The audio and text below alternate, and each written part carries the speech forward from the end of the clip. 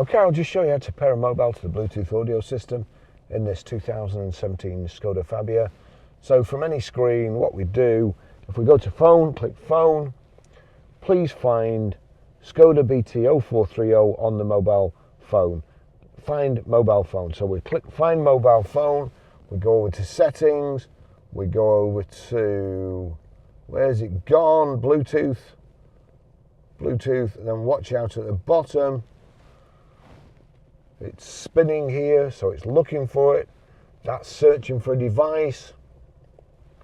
It will probably take a little bit longer because I've only just deleted this phone from this audio system in order to demonstrate it. So let's have a look.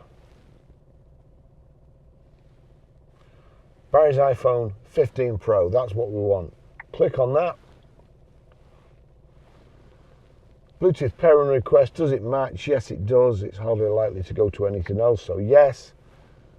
Allow contacts and favorites to sync. Allow. Barry's iPhone connected here. Anyway, so that's connected. We'll just find it. Where is it? It's here somewhere. Skoda BT0430 connected. That's it.